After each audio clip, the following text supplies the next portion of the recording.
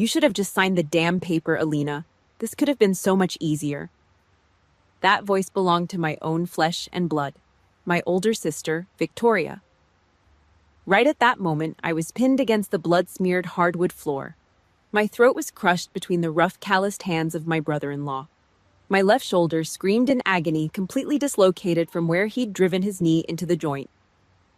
And Victoria. She just stood there, arms crossed, watching her husband beat me half to death with a blank, dead-eyed stare. All because I refused to sign my life away to cover their massive debts.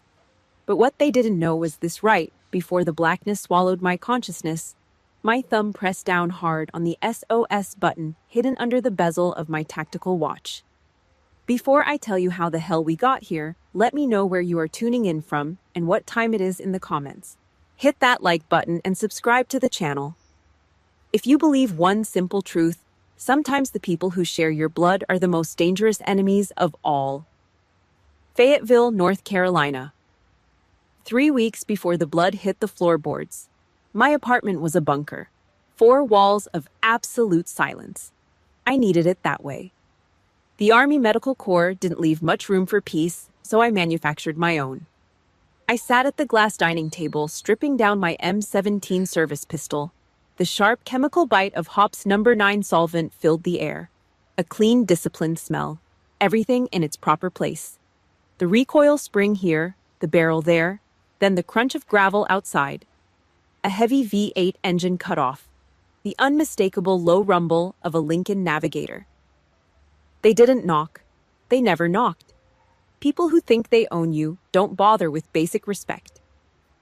The front door swung open, hitting the rubber wall stop with a dull thud. Vicky stepped in first. A suffocating heavy cloud of Chanel No. 5 rolled into my living room, instantly murdering the clean smell of the gun oil. She wore a designer coat that cost more than my first car. Fake tan, perfectly manicured nails. A walking billboard for money she didn't actually have. Marcus lumbered in behind her. A thick-necked, heavy-breathing guy packed into a golf polo that was one size too small. He smelled like cheap beer and stale sweat. Still living like a turtle in a shell, Lena. Vicky smirked. Her eyes darted around my sparse furniture, silently judging the lack of velvet cushions and expensive trash. I didn't answer. I kept my eyes down, slipped the barrel out of the slide, wiped it down with a microfiber cloth. "Brought you some ribs," Marcus grunted. He dropped a greasy foil-wrapped pan onto my clean kitchen counter. Oil immediately seeped out, staining the granite. Bait. Cheap, transparent bait. You don't drive 3 states over just to deliver a $5 tray of barbecue. Next came the real agenda. A thick manila folder slapped against the glass table. Marcus shoved it forward with his heavy palm. It slid right over my neoprene cleaning mat, stopping inches from my disassembled weapon. I dropped the cloth. I looked down at the top sheet.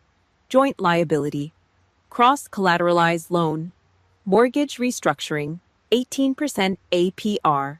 And right at the bottom, a blank line waiting for a cosigner. My stomach turned into a hard knot. They had maxed out every credit card to maintain their suburban royalty status. The Lincoln in the driveway was a rental they were treating like a purchase. The house back in Ohio was underwater. They were drowning in a black hole of debt. And now they wanted to chain my captain's salary and my flawless credit score to their sinking ship. "Mom and Dad bankrolled that fancy West Point ticket of yours," Marcus said, leaning heavily over the table. He dug into his jeans pocket. "It's time you actually paid your dues to this family." He pulled out a lighter, not a cheap gas station plastic one, a weathered silver Zippo. My jaw clamped shut. My spine went rigid. It was Dad's, the one he carried through 2 combat tours, the one he held when he told me he was proud of me. And now it was sitting in the sweaty, unearned grip of a man who couldn't even spell the word honor. Clack. Marcus flipped the lid open. The sharp scrape of the flint echoed off the bare walls. He lit a cigarette right in the middle of my living room, blowing a thick, arrogant stream of gray smoke directly over my clean weapon parts. He was taking my father's sacred legacy and twisting it into a cheap collection agency tactic. A shakedown. "Sign the paper, Alina," Vicky said. The fake sweetness drained from her voice, leaving only raw, ugly entitlement. Don't be selfish. We need this. I sat there in the settling smoke. My pulse didn't spike, my hands didn't shake. I had spent 48 straight hours awake in a dusty, blood-soaked field hospital outside Kabul, ripping open trauma kits to keep 19-year-old kids from bleeding out on a dirty cot. I knew what real stress was. I knew what sacrifice looked like. But to them, I wasn't a combat veteran. I wasn't even a human being. I was an ATM, a walking 800 FICO score. A sacrificial lamb meant to be slaughtered so Vicky could keep buying handbags she couldn't afford. I didn't raise my voice. I didn't offer a single excuse. I just reached out, placed 2 fingers on the manila folder, and pushed it right back to the edge of the glass. This is financial suicide, I said. My voice was dead flat, cold iron. I am not signing it. Vicky's face froze. The heavy layer of foundation on her cheeks seemed to crack under the sudden tension. Excuse me, she snapped, stepping forward. You heard me. The answer is no. Take your garbage off my table. Marcus's face flushed a deep, ugly red. He stepped up, shoving his heavy work boot against the leg of my wooden dining chair. He kicked it back violently. The wood screeched against the floorboards like a wounded animal. You're making a huge mistake, you arrogant bitch. He spat, pointing a thick nicotine-stained finger an inch from my nose. Family takes care of family. You're gonna regret this. He snatched the folder off the glass, grabbed his cigarette, and stormed toward the door. Vicky glared at me, her eyes burning with a venom that went deeper than money. She pressed her lips into a thin line, spun on her heels, and marched out after him. The heavy wooden door slammed shut behind them, rattling the picture frames on the wall. I didn't flinch. I stood up slowly, walked to the door. I grabbed the heavy steel deadbolt and threw it into place. Click. The apartment was silent again. Just the faint, sour smell of tobacco smoke fighting a losing battle against the gun oil. I looked over at the kitchen counter. The greasy foil pan of ribs was still sitting there. Right next to it was my smartphone. Suddenly, the screen lit up. A message notification from Vicky. I stared at the glowing rectangle in the dim room. My chest felt hollow. The steel deadbolt was locked. It could keep Marcus's fists out of my house tonight. But I knew the cold, hard truth. That lock meant absolutely nothing. It could stop physical bodies, but it couldn't block the digital poison they were about to pump into my life. The screen of my phone lit up in the dark living room. A single text from Vicky. No words, just an image file. I tapped the screen. It was a photo from my West Point graduation. Dad standing next to me in his dress uniform, his chest puffed out, a massive proud smile cracking his weathered face. Right across his chest, Vicky had slapped a thick neon red text box. Dad would be so damn ashamed of you right now. My thumb hovered over the glass. I did not cry. I did not smash the phone against the wall. I just hit delete. Then I blocked her number. The next morning, I threw on my boots and opened the front door. The smell hit me before I even crossed the threshold. Thick, sickeningly sweet, like rotting fruit soaked in cheap vanilla perfume. Sitting right in the middle of my welcome mat was a massive floral wreath, white lilies, the kind you buy for a closed casket funeral. Tucked into the dark green leaves was a small white card. The handwriting was sharp and rushed. Hope you change your mind before it is too late. A threat wrapped in funeral flowers. I grabbed the wire frame of the wreath, dragged it down the concrete breezeway, and hurled it straight into the metal dumpster. It landed with a hollow thud. Sunday night, 8 p.m. The phone vibrated against the granite kitchen counter. Caller YD flashed Mom. I let it buzz 3 times. The sound ground against my teeth. I swiped right and put it on speaker. Yeah. A heavy theatrical sigh echoed through the speaker. She did not ask how I was doing. She did not ask if I had eaten. The Army Medical Corps could have shipped me back in a body bag, and she would have complained about the shipping costs. Alina. Her voice dragged, dripping with fake exhaustion. I am just so tired of all this drama. I really am.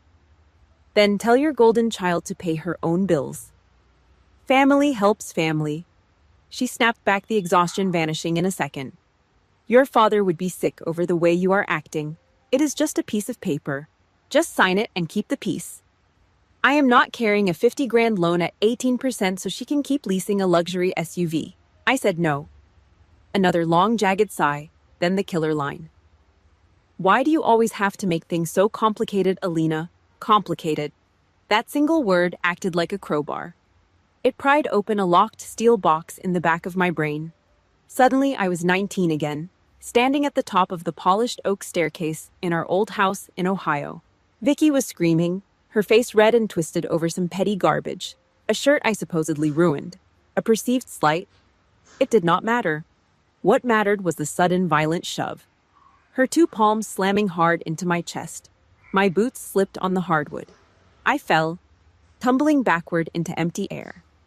I remember the sickening crunch of the oak steps against my ribs, my head slamming against the wooden banister, and then the bottom landing.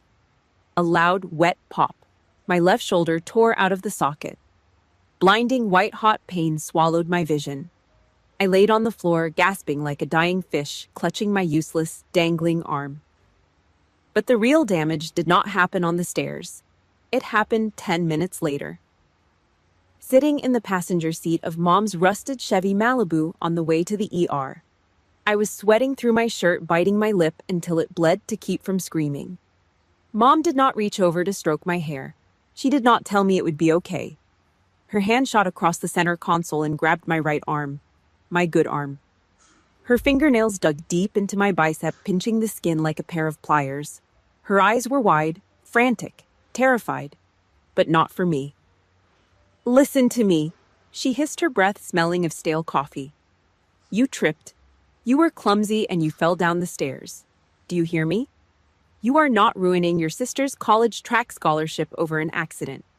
You fell. My body was just collateral damage, a minor inconvenience on Vicky's road to perfection. I blinked. The dark living room in Fayetteville snapped back into focus. A deep phantom ache throbbed in the joint of my left shoulder. I reached up, rubbing the thick muscle through my cotton shirt. I had packed bullet wounds with gauze. I had patched up Marine's missing limbs in the sandbox. But that shoulder, my own mother, had never once asked if it healed right. Alina, are you even listening to me? I stared at the glowing phone. She did not care about the truth. She only cared about the illusion. I reached out and pressed the red button on the screen. Call ended. I held the power button down until the screen went entirely black. No more calls, no more guilt trips. I was done bleeding out for people who complained about the stain it left on their rug. If you are listening to this and you know exactly how it feels to be the scapegoat in your own family, I need you to do something for me right now. Drop the words, "I survived," in the comments below. Let me know I am not the only one who had to cut the cord to save my own life. Hit that like button and subscribe to the channel to hear what happens next. I stood up from the counter and walked into the pitch-black living room. I did not turn on a single light. I stepped up to the front window. With 2 fingers, I slowly separated the cheap plastic blinds. Outside, the orange glow of the street lamp cut through the cold night air. Parked right across the street, half hidden in the shadows, was a massive block of black steel, the Lincoln Navigator. The headlights were dead, but the exhaust pipe was puffing thin clouds of white smoke into the dark. The engine was idling. Marcus was out there, watching. Tuesday morning, 0500 hours. The coffee was black and burned my throat going down. Just the way I needed it. I strapped on my boots, pulled the laces tight, and walked toward the front door. My boot stopped an inch from the threshold. A piece of torn notebook paper rested on the floorboards, slipped right under the heavy steel deadbolt. A physical breach of my perimeter. I crouched down. I did not touch it with my bare hands. I leaned in and read the jagged, rushed handwriting. Family is forever. Do not make a mistake. Vicky's handwriting. The entitlement was sickening. They actually thought a cheap mafia threat would make me fold. I grabbed a pair of tweezers from my medical kit, lifted the paper by the corner, and laid it flat on the granite counter. Tuesday afternoon. The North Carolina sun was baking the asphalt of the base parking lot. I walked toward my truck. My eyes naturally scanned the area, a habit you pick up when you spend a year looking for disturbed dirt on desert roads. Everything looked clear, until I got within 10 feet of the hood. There was a second piece of paper, jammed hard under the rubber lip of the driver's side windshield wiper, but it was not just randomly placed. My dad had stuck a decal on the bottom corner of that glass 2 years before he died. A faded simple circle that read, "Proud Veteran." He slapped it on there with his thick, calloused hand, stepped back and smiled at me like I hung the moon. The piece of paper was plastered directly over it, taped right over his pride. I stopped. The heat radiating off the blacktop seemed to vanish, replaced by a cold, hard spike of absolute fury in the center of my chest. I stepped up to the glass. "You are not as tough as you think. Marcus." He probably thought he was being clever, slinking around a military base parking lot like a stray dog. He took the one pure thing I had left of my father, and he spit right on it. I did not rip the paper off. I did not crush it in my fist. I stood perfectly straight. I pulled out my phone, snapped 3 high-resolution photos of the placement, and then used the tip of my car key to slide the note free without smudging the ink. They wanted a reaction. They wanted to see me sweat. I gave them nothing. 1 a.m., Wednesday. The apartment was dead silent. I was asleep, but my brain was still running on a low-grade tactical hum. It started as a vibration in the floorboards, a heavy rhythmic throb. I opened my eyes, stared at the dark ceiling. Outside, a deep, guttural growl broke the quiet of the street, the unmistakable idle of a massive V8 engine. I rolled out of bed. No lights, no sudden movements. I kept my weight on the outside edges of my feet, moving silently across the hardwood floor until my back was flat against the wall next to the living room window. I used 2 fingers to barely part the edge of the plastic blinds. There it was, parked directly across the street, half swallowed by the shadow of a large oak tree, the black Lincoln Navigator. The headlights were completely dead, but thick white smoke pumped steadily from the exhaust pipe into the cold night air. The engine was running. Behind the steering wheel, a dark, heavy mass shifted. The brief orange cherry of a cigarette flared in the dark cabin. Marcus. Any normal civilian would panic. They would grab their phone, dial 911, and wait for a tired patrol cop to show up 20 minutes later. But I knew how the system worked. I knew the local police would not do a damn thing. Unless there was a broken bone or a pool of blood on the pavement, to them, it was just a domestic dispute. They would shine a flashlight, write a useless report, and drive away. And Marcus would know he got to me. I let go of the blinds. I did not reach for my phone. My brain automatically shifted gears. The OODA loop kicked in. The core of every survival and combat scenario I had ever been trained for. Observe, orient, decide, act. I stepped back into the pitch-black hallway. I unzipped my tactical go bag. My fingers found the heavy, solid shape of my military-issue infrared binoculars. I walked back to the window. I did not stand in the open. I crouched low, resting my left elbow hard on the wooden sill to completely kill any muscle tremor. I pressed the cold rubber eye cups tight against my face and powered on the optics. The dark street exploded into sharp neon green clarity. I could see everything. I saw the thick sweat on Marcus's forehead. I saw his heavy jaw chewing on the filter of his cigarette. I panned the lenses down to the front bumper. The license plate numbers stood out like glowing white beacons against the dark metal. I checked my watch. 1:12 a.m. I grabbed a notepad and a pen from the table. Subject: Marcus Best. Vehicle: black Lincoln Navigator. Plate: Ohio. Tag: JRM4092. Arrival: 0108 hours. He sat out there for 45 minutes, chain-smoking, staring at my dark windows, thinking he was the apex predator waiting for the rabbit to bolt. He had no idea he was just the target in a surveillance dossier. At 1:57 a.m., he finally dropped the vehicle into gear and rolled away into the dark. Departure: 0157 hours. I closed the notebook. The next morning, the sky was bleeding a pale, cold gray.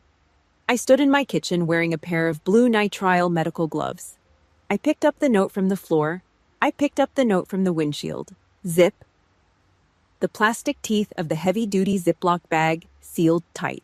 I used a thick black marker to write the date, time, and location on the outside of the plastic. 2 bags, 2 pieces of hard physical evidence. I pulled off the gloves, threw them in the trash, and walked out the front door. The cold morning air bit at my face, I opened the door of my truck and tossed the plastic bags onto the passenger seat. I cranked the ignition. The engine roared to life. I did not need the local cops. Cops wait for a crime to happen. I needed legal firepower. I needed a lawyer who operated with the exact same cold, calculated brutality that the military taught me. And I knew exactly who held that cannon. The law office of Chloe Vance did not smell like justice. It smelled like stale black coffee, sharp floor wax, and the metallic ozone from an overworked laser printer in the hallway. I sat in a high-backed leather chair across from her heavy mahogany desk. My spine was perfectly straight. My knees were shoulder-width apart. I did not lean back against the cushions. Chloe Vance did not offer me a glass of water. She did not offer a box of tissues or any fake sugary sympathy. She simply sat there staring down at the clear Ziploc bags resting on her desk blotter. Inside the plastic were the threat notes. Beside them sat my handwritten surveillance logs detailing the movements of the black Lincoln Navigator. Chloe picked up her ceramic coffee mug. She took a slow, deliberate sip. Her eyes were sharp, dark, and utterly devoid of pity. They looked like scalpels, ready to cut through a layer of diseased fat.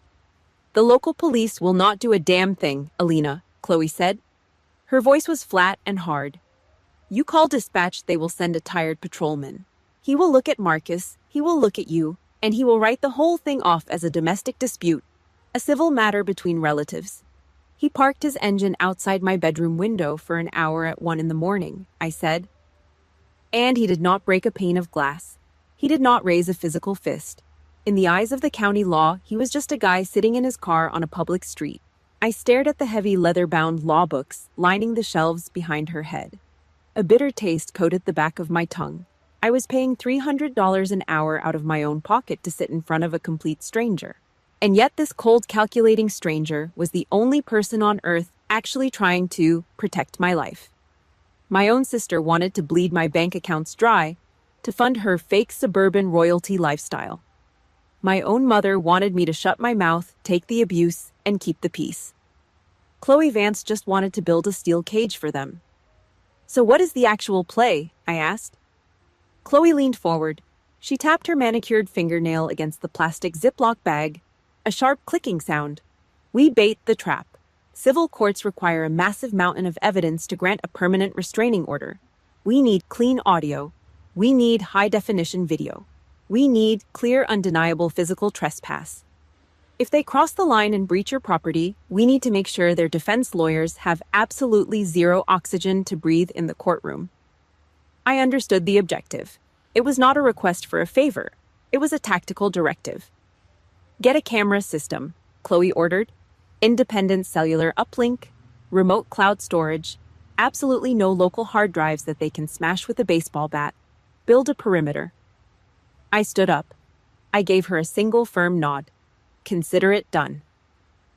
I did not drive back to the military base. I took the highway straight to a commercial electronics supply warehouse on the industrial edge of town. The fluorescent tube lights buzzed aggressively overhead. The long aisles smelled like damp cardboard and cold, sterile plastic. I walked past the cheap consumer junk. I needed professional hardware. I selected a high-definition infrared surveillance kit. It had independent cellular backup in case the Wi-Fi was cut. It synced directly to a secure remote server. I paid in cash. I did not want the transaction tracing back to my primary checking accounts. My sister and my brother-in-law were treating me like a hostile insurgent cell. I was going to fight them like one. By 1800 hours, my small apartment was no longer a civilian home. It was a forward operating base. I moved the furniture. I created clear open lines of sight from the front door to the kitchen. I took the primary camera unit and buried it deep inside the thick green fronds of a potted fern sitting on the living room bookshelf. It had a perfect, unobstructed view of the entryway and the entire living space. I walked to the wall switch and killed the overhead lights. The room went pitch black. I stared into the dark plant. A tiny cold red LED light blinked back at me. The infrared eye was active and recording. I moved to the front door. I pulled off the standard peephole cover and wired a heavy-duty exterior camera directly into the doorbell housing. It swept the entire parking lot. It covered the concrete breezeway. There were 0 blind spots left. They thought they were dealing with a frightened, submissive little sister. They did not understand that they had declared war on an army captain who spent her 20s learning how to secure hostile perimeters in foreign deserts. The final piece of the defense system was on my wrist. I sat at the kitchen counter. I unbuckled my Garmin tactical watch. I ran a heavy encrypted data cable from the watch port directly into my laptop. I bypassed the standard civilian safety features using a custom macro command. I mapped an emergency protocol to the primary side button. A 3-second press.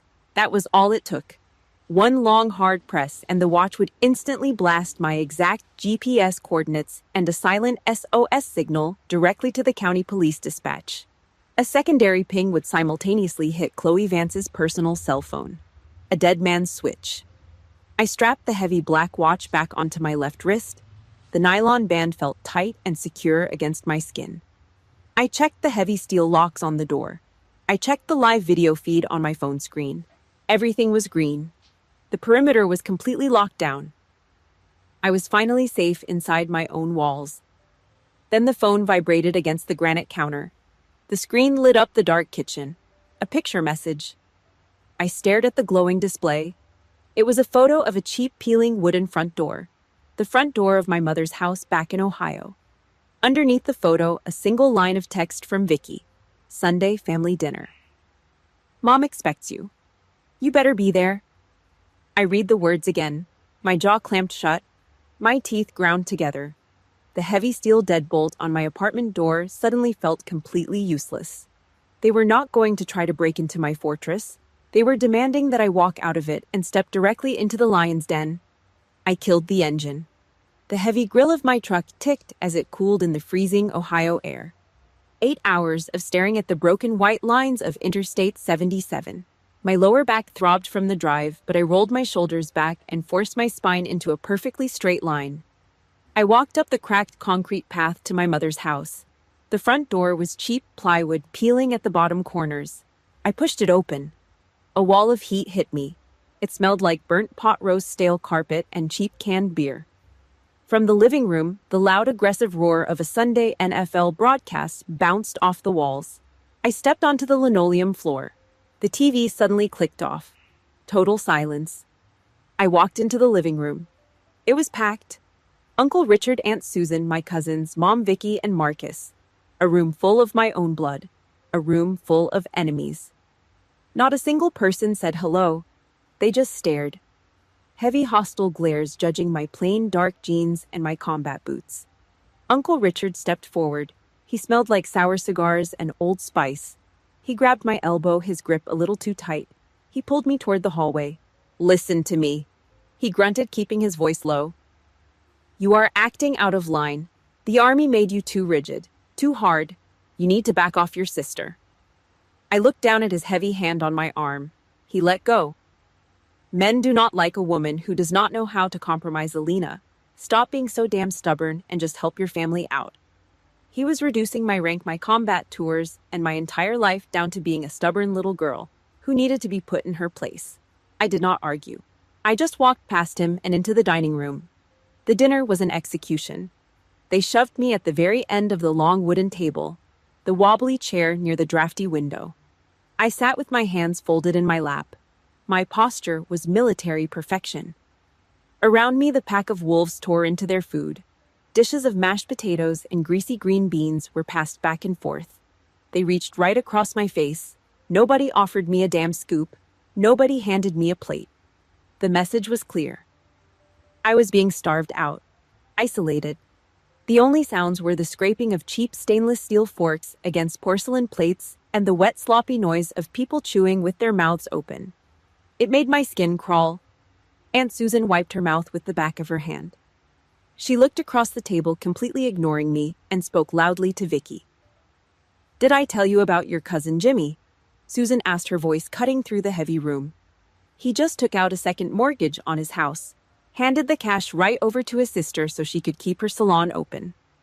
Marcus grunted his approval, chewing a piece of meat. "That is what real blood does." Susan continued, her eyes burning a hole into the side of my head. "Real family steps up. They do not hoard their money while their own flesh and blood struggles." Every word was a coded bullet. They were painting me as the greedy villain because I refused to be their financial hostage. I sat completely still. I stared at the empty chipped plate in front of me. At the head of the table, Mom sat quiet. She let the pack tear at me. She watched the whole thing. Finally, she dropped her fork. It clattered loudly against her dish. She reached for a paper napkin and dabbed at the dry corners of her eyes. Alina. She sighed. Her voice dripped with fake heavy exhaustion. I am just cashing out. I am done. I really am. She paused, making sure the entire table was watching her performance. If your father was still alive, he would be so ashamed. He would be absolutely sick to his stomach seeing you destroy this family over a piece of paper. My jaw locked. My teeth ground together so hard I heard a physical pop in my ear. My father. The man who gave his lungs to the desert air. The man who taught me what honor actually meant. She was taking his grave and using it as a blunt instrument to break my skull open. My right hand shot out. I grabbed my fork and slammed it down. Crack! The metal bit hard into the porcelain plate. The entire table flinched. The chewing stopped. I pushed my chair back. The wood screeched against the linoleum. I stood up, turned my back on the room, and walked straight out the sliding glass door. The back porch. The freezing Ohio wind slammed into my chest, cutting right through my thin cotton shirt. I gripped the wooden railing. I inhaled the sharp, icy air, forcing my heart rate down. Behind me, the glass door rattled open. Vicky stepped out. The door clicked shut, cutting off the noise from the dining room. She held a glass of cheap red wine. The fake victim mask was gone. Her face was hard, angular, and cruel. She walked right up to the railing next to me. See? She whispered. Her voice was a dark, jagged razor. Nobody gives a damn about your rules, Alina. Nobody is on your side. I kept my eyes on the dark tree line. She leaned closer. I could smell the sour alcohol on her breath. You think you can just walk away? You do not sign that paper. I will make you get on your knees and beg to sign it. Do you hear me? I turned my head. I looked dead into her eyes. I did not blink. I did not say a single word. I turned around, walked down the dark wooden steps, and headed straight for my truck. 11 p.m. Interstate 77 South. The cab of my truck was pitch black. The dashboard lights cast a faint cold glow on my face. Both of my hands were locked onto the leather steering wheel. My grip was so tight my knuckles glowed stark white in the dark. I pushed the gas pedal down. The engine roared. Vicky did not scream when I walked away. She did not chase my truck down the driveway. She just stood on that porch in the freezing cold and smiled. I stared at the endless stretch of highway ahead of me. My blood felt like ice water. I knew exactly what that silence meant. The psychological warfare was over. The gaslighting was done. That quiet smirk on the porch was not a surrender. It was the dead silence right before the physical bomb goes off. They were coming for blood. Tuesday night.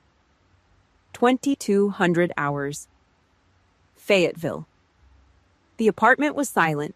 I was sitting at the kitchen counter cleaning the optic lens of my service pistol. The cell phone vibrated against the granite. The screen flashed. Marcus. I swiped the green icon. I did not say hello. You have exactly 5 minutes to open that door and hand over the contract. Marcus slurred into the speaker. The heavy, wet sound of his breathing filled the line. I could practically smell the cheap whiskey and sour aggression bleeding through the phone. Or I am coming through the damn wall to get it. Call ended. I did not flinch. My hands did not shake. My body recognized the threat and immediately shifted into condition red. I picked up the M17. I pulled the slide back and let it snap forward. Clack, clack. A hollow .9mm round seated perfectly into the chamber. I set the weapon down on the counter out of immediate sight but within arm's reach. I checked my phone screen. The cloud server icon was glowing solid green. The infrared camera hidden inside the potted fern was active. The exterior doorbell camera was rolling. Outside, a blinding wash of white light swept across my closed window blinds. The Lincoln Navigator. The heavy V8 engine cut off. A car door slammed hard enough to rattle the glass. Heavy, uneven footsteps stomped up the concrete breezeway. I stepped back into the shadows of the narrow hallway. I took a tactical stance, feet shoulder-width apart. My left thumb reached over and rested directly on the textured side button of my Garmin tactical watch. Smash! The front door buckled inward. The sound was deafening in the small apartment. Marcus was not knocking. He was using his entire body weight as a battering ram. Smash! The cheap pine wood of the door frame began to splinter. The heavy steel deadbolt groaned against the metal strike plate. Crash! The wood shattered. The strike plate ripped out of the frame, taking a massive chunk of drywall with it. The door flew open and slammed against the interior wall. Marcus barged into the living room. He looked like a rabid animal. His face was flushed, dark red, his eyes wide and bloodshot. In his right hand, he held a solid aluminum baseball bat. He smelled like stale beer nicotine and pure, unrestrained violence. He spotted me in the hallway. He let out a low grunt and charged. He swung the aluminum bat in a wide, vicious arc aimed straight for my ribs. The hallway was too narrow for a full swing. The tip of the bat caught the drywall, tearing a long gash in the paint and slowing his momentum. I ducked under the heavy aluminum, but I could not dodge his sheer mass. Marcus dropped the bat. It clattered loudly against the hardwood floor. He lunged forward, throwing all 250 pounds of his body weight directly into my chest. The impact drove all the air out of my lungs. My spine slammed hard against the hallway wall. Before I could pivot, his thick, meaty hand shot out and grabbed a fistful of my hair. He yanked my head back, slamming my skull against the plaster. Then came the kill shot. He knew exactly where I was broken. He knew exactly where the old vulnerability lived. Marcus shifted his weight, drove his heavy knee upward, and smashed it directly into my left shoulder. The exact same joint Vicky had destroyed on the oak staircase 8 years ago. Pop. The sickening sound of the bone ripping out of the socket echoed in my own head. Blinding, white-hot agony exploded behind my eyes. My left arm went completely dead, hanging useless at my side. My legs gave out. I collapsed onto the floor. Marcus did not stop. He dropped down on top of me, pinning my hips to the floorboards with his heavy knees. His hands thick, calloused, and reeking of motor oil, and sweat wrapped tight around my throat. He squeezed. The oxygen to my brain cut off instantly. The pressure in my head spiked. I reached up with my one good arm, my right hand. The same hand that had basted the turkey for his Thanksgiving dinner last year. My fingernails dug desperately into the thick meat of his forearms, clawing, scratching, trying to peel his fingers back. He just gritted his teeth and squeezed harder. Black spots swarmed the edges of my vision. The room started to spin. Through the fading, blurry tunnel of my sight, a shadow moved into the apartment. Vicky stepped carefully over the splintered wood of the broken door frame. She was wearing her pristine beige trench coat. Not a single drop of sweat on her face. Not a single wrinkle of panic on her forehead. She stopped a few feet away. She looked down at me, bleeding on the floor. She watched her husband crushing the life out of my throat. She crossed her arms over her chest. Her expression was completely blank. Dead. You should have just signed the damn paper, Alina, Vicky said. Her voice was calm, almost bored. This could have been so much easier. Right at that exact second, as the blackness threatened to swallow me completely, my left thumb pushed down on the Garmin watch. 1, 2, 3 seconds. The silent SOS signal locked in. The GPS coordinates fired into the cloud. If you are listening to this right now, and you know the exact pain of realizing a toxic family member would rather see you destroyed than lose their control over you, I need you to do something for me. Type the word "done" in the comments below. Show me I am not the only one who had to fight a war in my own living room. Hit that like button and subscribe to the channel because the trap is about to snap shut. The heavy silence of the apartment was suddenly ripped apart. A high-pitched, ear-piercing wail shattered the night air. Sirens. Multiple police cruisers screaming down the street, their tires screeching violently against the asphalt, right outside my building. Flashes of blinding blue and red lights ripped through the broken doorway, painting the living room walls in violent, strobing colors. Marcus froze. The murderous rage in his bloodshot eyes instantly evaporated, replaced by pure, naked terror. His thick hands suddenly loosened their death grip on my throat. I gasped, sucking in a jagged, painful breath of air. I looked past his shoulder. Vicky was no longer standing with her arms crossed. Her smug, untouchable mask had completely shattered. Her jaw hung open. Her eyes darted wildly toward the flashing police lights. They thought they were the hunters. They had absolutely no idea they had just walked straight into a locked steel cage. The wail of the sirens tore through the walls. It was a high mechanical scream that cut the oxygen back into the room. Marcus froze. The heavy, calloused hands around my throat suddenly went slack. His bloodshot eyes darted toward the shattered doorway. Flashing blue and red lights painted the living room walls. "Get up!" Vicky shrieked, her calm, dead-eyed mask completely shattered. "Get to the car, Marcus!" He scrambled off my chest. The sudden release of his 250-pound weight made my ribs ache. I rolled onto my right side, sucking in jagged, burning breaths of air. My left arm lay dead against the hardwood. I watched them run. Vicky stepped carefully over the splintered wood of the door frame, making sure her pristine, expensive beige trench coat did not touch the debris. She did not look back. She did not care that my blood was soaking through my gray Army PT shirt, staining the floorboards. She only cared about her own skin. Heavy footsteps pounded on the concrete breezeway. Not Marcus's clumsy boots, tactical boots, moving with purpose. Sergeant Hayes stepped through the ruined doorway. 2 military police officers filed in right behind him, their hands resting over their holstered sidearms. Hayes did not gasp. He did not give me a look of hollow civilian pity. He knelt on the floor beside me. His eyes swept over the blood, the shattered wood, and the hanging joint of my left shoulder. "Captain," Hayes set his voice a steady, low anchor.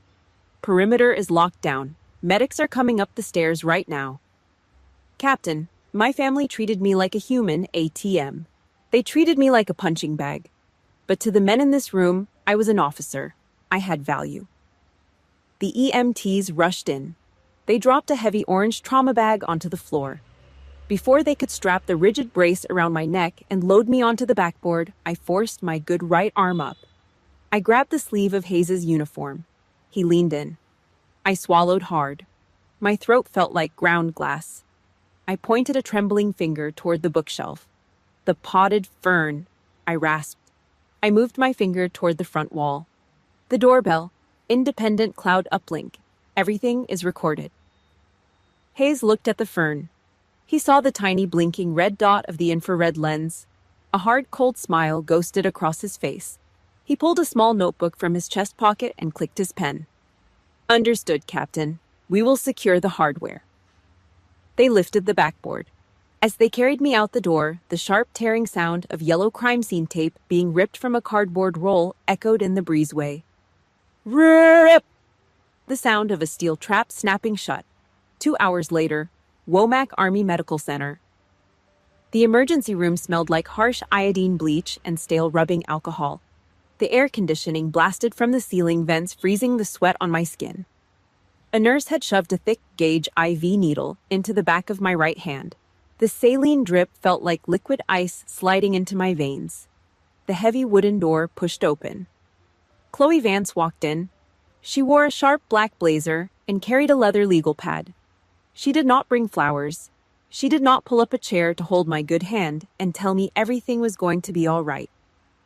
She stood at the foot of my hospital bed, her eyes scanning the heavy bandages wrapping my left shoulder tight to my chest. "State troopers spiked the tires on the Lincoln right past the county line," Chloe said flatly. She clicked her pen. "Marcus blew a .12 on the breathalyzer. He is sitting in a holding cell wearing an orange jumpsuit." I stared at the acoustic tiles on the ceiling. And Vicky claimed she was just a terrified bystander, cried to the arresting officers, said her husband just lost his temper. Chloe let out a short, harsh laugh. "You look like hell, Captain, but we are going to bury them alive." 2 days passed. The painkillers dulled the fire in my shoulder to a low, heavy throb. The door to my private recovery room opened. The lead investigator for the Army Criminal Investigation Division stepped inside. He was a broad-shouldered man in a plain gray suit. He did not carry a notepad. He carried a heavy shock-proof military tablet. He pulled a chair to the side of my bed and set the tablet on the plastic tray table. "Captain Best," he said, tapping the screen to wake it up. "I wanted to show you the locked evidentiary file before we hand copies over to the district attorney." He hit play. The screen lit up with the crisp black and white feed of the infrared camera hidden in the fern. It captured everything in brutal high-definition clarity. The splintering door, Marcus charging in with the aluminum bat, the devastating knee strike to my shoulder, my body collapsing onto the floorboards, Marcus pinning me down, his hands crushing my throat. And then the most damning part of all, Vicky stepping into the frame, standing over my dying body. The audio picked up her voice with crystal clear precision. "You should have just signed the damn paper, Alina. This could have been so much easier." The investigator reached out and tapped the screen. The video stopped on a freeze frame of Vicky's apathetic, dead-eyed face. He closed the heavy cover of the tablet with a sharp snap. "I have worked domestic assault cases for 15 years. The investigator said, his voice tight with barely suppressed anger. "I have never seen a calculated hit this cold. They thought they could walk away from this." He stood up, tucking the tablet under his arm. "We have them, Captain. Dead to rights." I looked down at my heavily bandaged shoulder. The pain was still there. The betrayal still burned in my chest. But the fear was completely gone. I gave the investigator a single slow nod. The civilian game of family manipulation was over. The rules had changed. It was my board now. The Cumberland County Courthouse smelled like lemon furniture polish, old paper, and nervous sweat. I sat at the plaintiff table. My back did not touch the wooden chair. My spine was a rigid line of steel. I wore my Army Class A uniform. The dark green wool was thick and stiff. The brass buttons caught the dull overhead fluorescent light. The fabric scratched against my collarbone, but I did not adjust it. My service ribbons sat perfectly flat against my chest.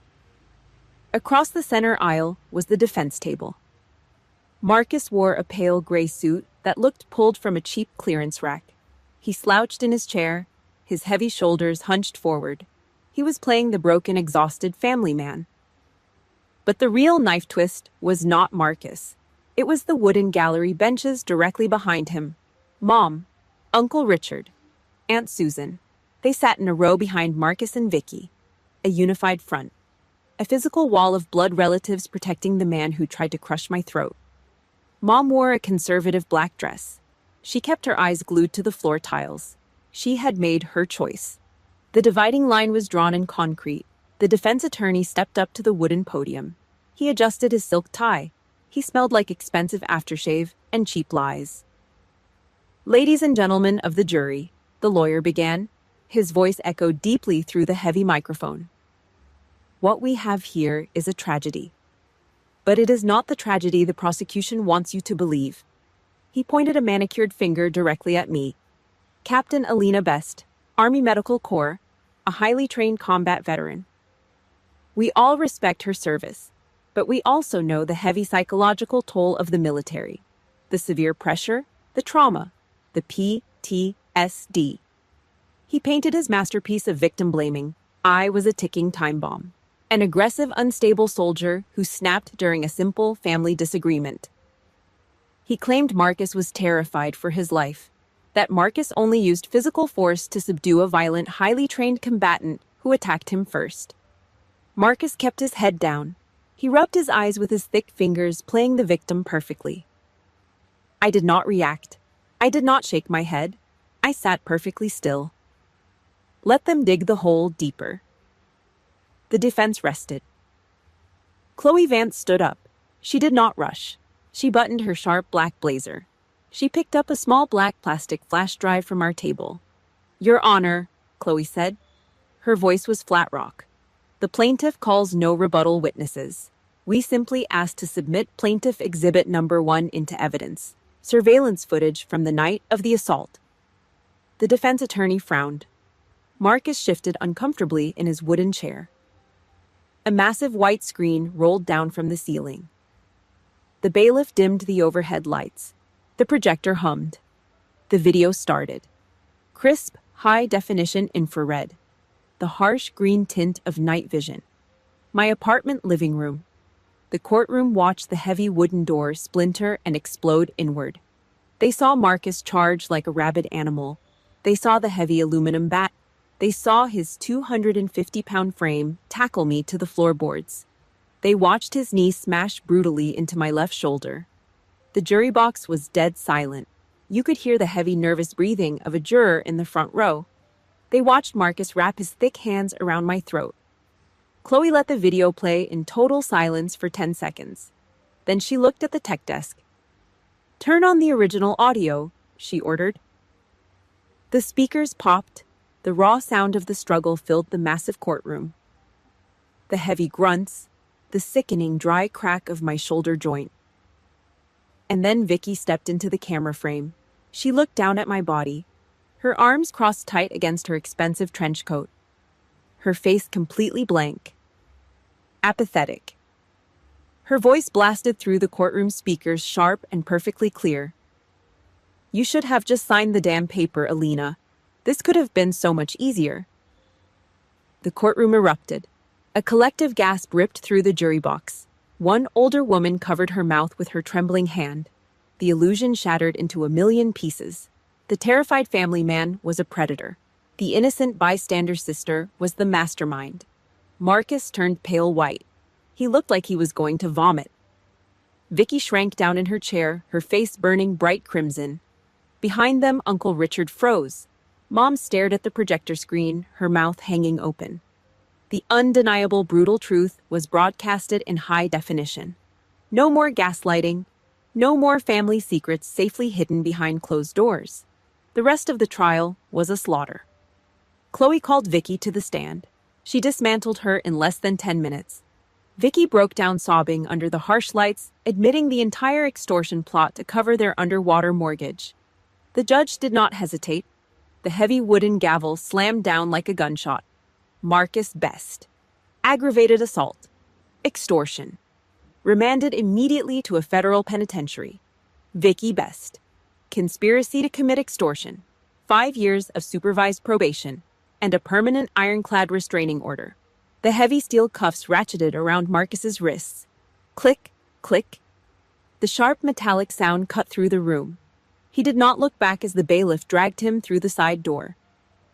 Vicky sat at the defense table crying violently into her hands. A ruined, exposed fraud. I stood up. I smoothed the front of my Class A uniform. I turned around and walked down the center aisle. As I reached the heavy oak doors at the back of the courtroom, I stopped. I turned my head. I looked at the gallery. I looked directly at my mother. She was standing there clutching her black leather purse. Our eyes met for one single heavy second. She did not step forward. She did not mouth an apology. She looked away. She dropped her gaze to the floor tiles, completely unable to face the monster she helped create or the daughter she abandoned. I pushed the heavy oak doors open and stepped out into the cold hallway. The prison sentence for Marcus was finally locked in. But as the heavy courtroom doors slammed shut behind me, I knew the absolute truth. My own internal sentence had just begun. 1 month after the judge slammed the heavy wooden gavel down, the Fayetteville apartment was nothing but brown cardboard boxes and echoes. The sharp chemical smell of packing tape hung thick in the air. I sat on a rolled-up olive-drab sleeping bag in the exact center of the empty living room. No angry voicemails, no guilt-tripping text messages, not a single phone call from anyone sharing my last name. The Best family had completely cut the cord. I used to think the silence was their version of punishment, the ultimate silent treatment. A tactical freeze-out designed to make me crack, to make me crawl back and apologize for sending Marcus to a federal cell. But sitting in the empty apartment staring at the bare walls, the cold, ugly truth finally locked into place. They did not cut me off because they were mad. They cut me off because the ATM was permanently closed. The bank accounts were locked down.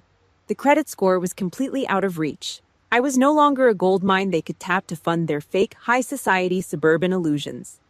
Once the utility ran out, I stopped existing to them. I was just a ghost haunting a stripped apartment. The silence was not a weapon. It was proof I was never a daughter or a sister. I was just a resource. The next morning, the North Carolina air was biting cold. Frost coated the windshield of my truck. I walked down the concrete path to the rusted metal cluster of mailboxes at the front of the complex. I jammed the brass key into the slot and yanked the aluminum door open. Empty. Except for one single envelope sitting flat on the bottom metal tray. Thick, cream-colored stationery. Expensive paper. I recognized the slanted cursive handwriting immediately. Mom. I stood there in the freezing parking lot, my breath pluming in the air. I stared at my name written in dark blue ink. Deep down buried under the years of tactical training and the cold logic of survival, a stupid, microscopic piece of me flared up. A pathetic, naive flicker of hope. Maybe the brutal reality of her son-in-law sitting behind iron bars had finally snapped her awake. Maybe she was actually writing to say she was sorry. Sorry about the bruised, swollen throat. Sorry about the dislocated shoulder. Sorry about the 19 years of putting Vicky first and treating me like garbage. I walked back up to the apartment. I did not sit down. I stood at the cold granite kitchen counter, picked up a steel letter opener, and slid the blade under the flap. Ripe. I pulled out 2 pages of heavy paper. The surface was warped in a few spots. Dried tear stains. I read the first paragraph. The naive flicker of hope in my chest suffocated and died instantly. She did not ask how my shoulder was healing. She did not ask if I was sleeping through the night without waking up gasping for air, reliving the feeling of Marcus's calloused hands crushing my windpipe. Instead, she wrote a 2-page manifesto of absolute self-pity. She cried about the regrettable mistake Marcus made, completely reducing a brutal, calculated assault into a minor, understandable slip-up.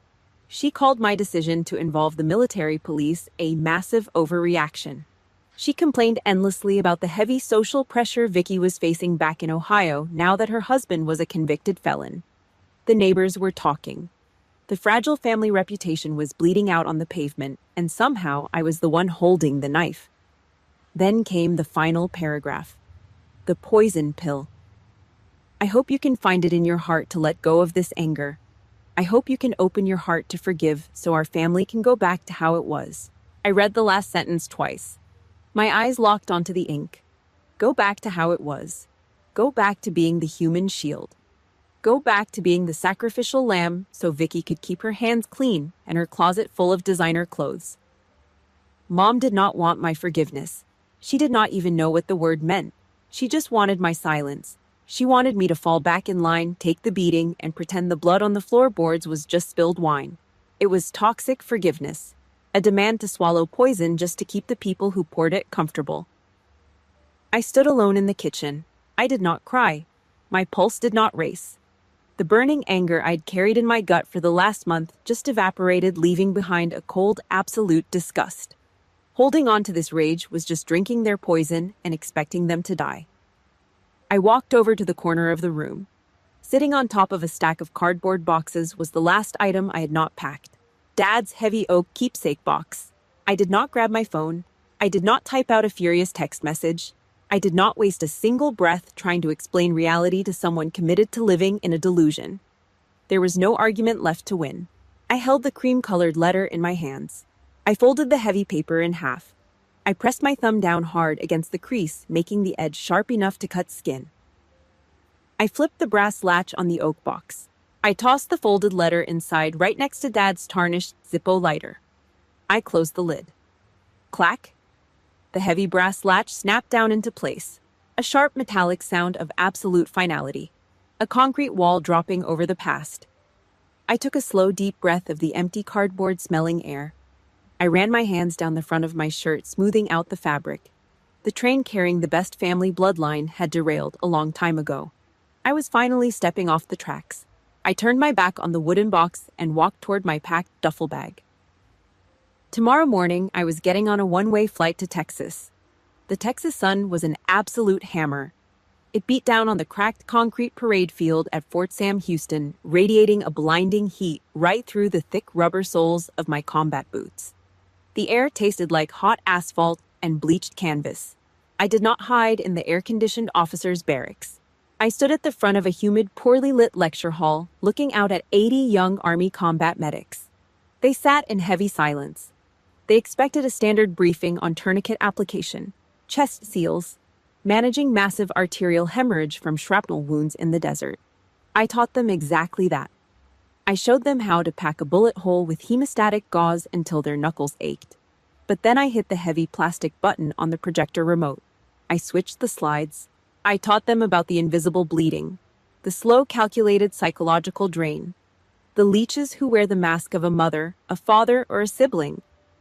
An enemy combatant will shoot you in the chest. I told the room of 19-year-old privates. My voice was flat, carrying no sympathy.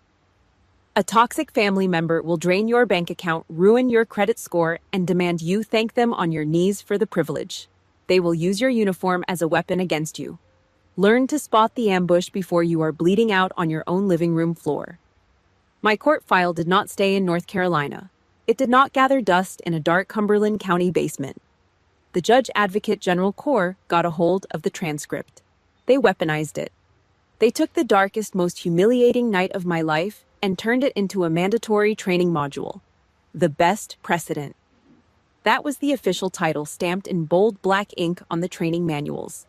A textbook nationwide case study on cross-financial fraud, psychological extortion, and domestic violence escalation within military families. The crushing, suffocating shame I used to carry about my sister and my mother completely burned away in the Texas heat.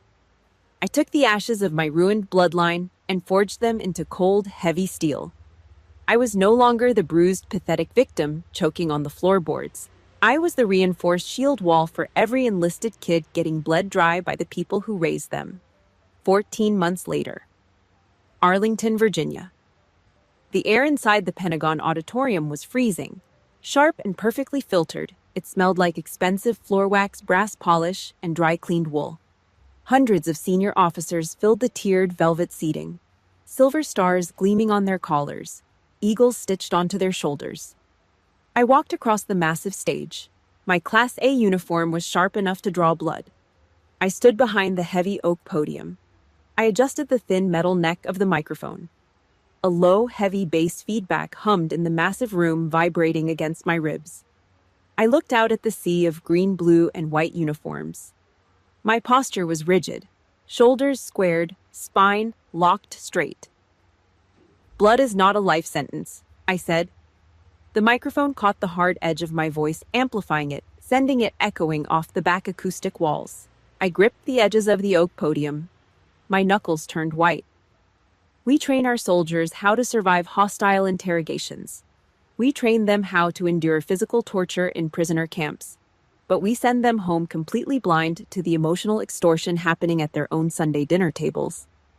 The room was dead silent, a heavy, breathless vacuum. Sometimes, I continued staring directly into the front row of generals. The most courageous act a soldier will ever perform is not taking a bullet on a foreign battlefield. It is looking directly into the eyes of the people who share their last name and definitively saying the word no. I stepped back from the microphone. The entire auditorium stood up as one single massive unit. A thunderous roar of applause slammed into my chest. It sounded like rolling artillery fire. It was deafening. But I did not smile. I did not bow. I gave a single sharp nod, turned my back to the stage lights, and walked down the carpeted stairs. At the bottom step, a young Marine Corps lieutenant blocked my path. Her dress uniform was immaculate. Her brass buttons shined, but her hands were shaking violently. A single hot tear cut a wet track down her cheek, dropping silently onto the back of her white cotton glove. She stepped forward. She reached out and gripped my forearm. Her fingers dug hard into the thick wool of my jacket. "Captain," the lieutenant whispered. Her voice was raw, cracking under the heavy, agonizing weight of a secret she had carried for far too long.